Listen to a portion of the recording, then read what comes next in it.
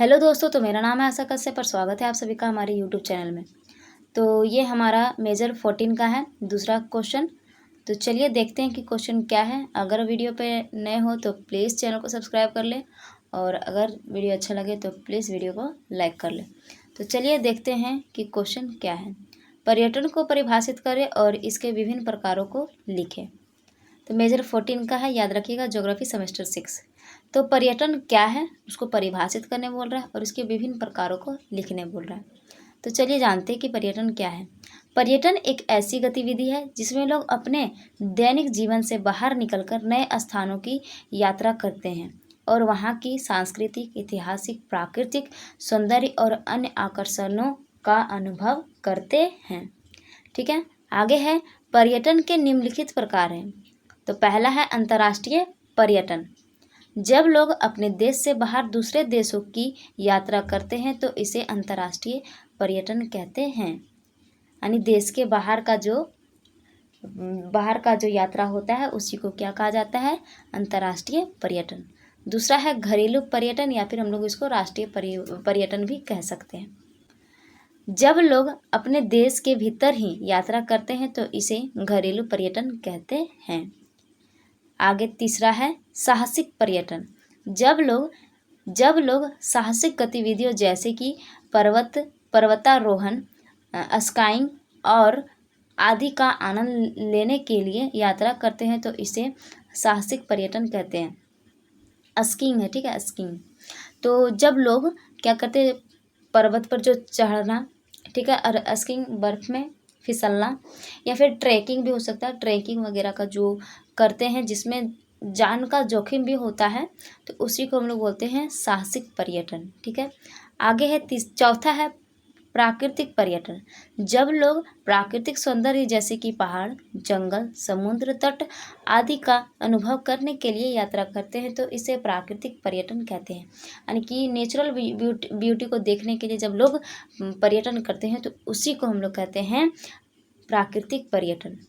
पांचवा है तीर्थ पर्यटन। जब लोग धार्मिक स्थलों की यात्रा करते हैं तो इसे तीर्थ पर्यटन कहते हैं। जैसे केदारनाथ हो गया, बद्रीनाथ हो गया, तो ये सभी जगहों पे जब हम लोग दर्शन करने जाते हैं तो उसी को हम लोग बोलते हैं तीर्थ पर्यटन।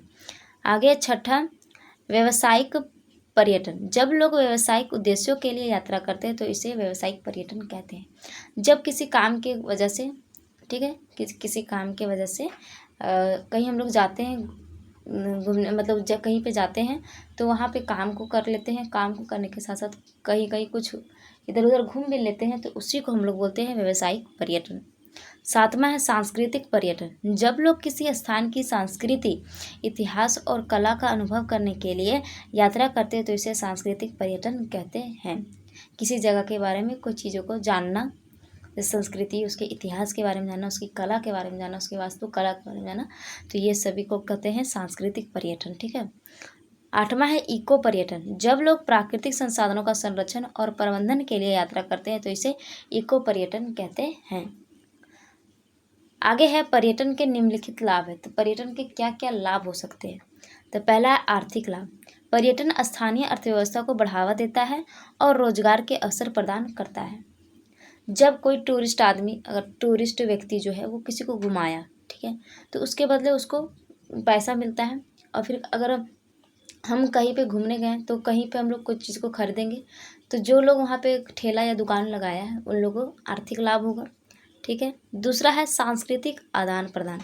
तो पर्यटन विभिन्न संस्कृतियों के बीच आदान प्रदान को बढ़ावा देता है और लोगों को नई संस्कृतियों के बारे में जानने का अवसर प्रदान करता है। अगर हम एक स्टेट से दूसरे स्टेट अगर हम चले गए तो हम वहाँ के खान पान के बारे में जानेंगे, वहाँ संस्कृति के बारे में जानेंगे और वहाँ के और चीज़ों के बारे में भी जानेंगे। तो वहाँ से क्या, और हम लोग अपने चीज़ों के बारे में हम लोग उनको बताएंगे। तो यहाँ से क्या हुआ, सांस्कृतिक आदान प्रदान हम लोग का हुआ। आगे है तीसरा प्राकृतिक संरक्षण। पर्यटन प्राकृतिक संसाधनों के संरक्षण को बढ़ावा देता है और लोगों को प्राकृतिक सौंदर्य के महत्व के बारे में जागरूक करता है। चौथा है सामाजिक लाभ। पर्यटन स्थानीय समुदाय को अपनी संस्कृति और परंपराओं को प्रदर्शित करने का अवसर प्रदान करता है और लोगों को नए स्थानों के बारे में जानने का अवसर प्रदान करता है।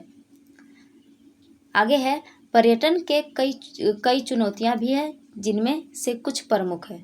तो उधर हम लोगों ने पढ़ा पर्यटन के प्रकार, फिर लाभ। अब इसके क्या क्या चुनौती हो सकते हैं। तो पहला पॉइंट है पर्यावरणीय प्रभाव।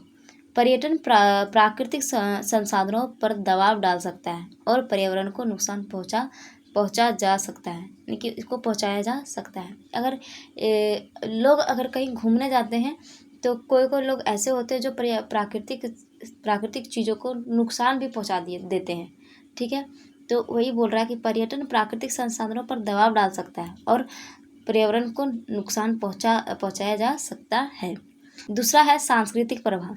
पर्यटन स्थानीय संस्कृति पर प्रभाव डाल सकता है और स्थानीय परंपराओं को बदल सकता है। तीसरा है आर्थिक प्रभाव। पर्यटन स्थानीय अर्थव्यवस्था पर दबाव डाल सकता है और स्थानीय लोगों के लिए रोजगार के अवसरों को सीमित कर सकता है। आगे है निष्कर्ष। तो ये हमारा चुनौती हो गया। अब इसके निष्कर्ष को जानते हैं। पर्यटन एक ऐसी गतिविधि है जो लोगों को नए स्थानों की यात्रा करने और वहाँ की संस्कृति, इतिहास, प्राकृतिक सौंदर्य और अन्य आकर्षणों का अनुभव करने का अवसर प्रदान करती है। पर्यटन के विभिन्न प्रकार हैं और इसके कई लाभ भी हैं। हालांकि पर्यटन के कई चुनौतियाँ भी हैं जिन्हें ध्यान में रखना आवश्यक है। ये हमारा हो गया पर्यटन और पर्यटन के प्रकार, ठीक है। तो आई होप आप लोगों को ये समझ में आया हो। अगर आप लोगों को समझ में आया हो तो प्लीज़ वीडियो को लाइक कर दें और आप लोगों के लिए अगर ये यूज़फुल रहा हो तो चैनल को सब्सक्राइब करके ज़रूर रखें, ताकि आप लोगों को और भी यूज़फुल वीडियो मिलता रहे। तो चलिए मिलते हैं नेक्स्ट वीडियो में। अभी के लिए धन्यवाद।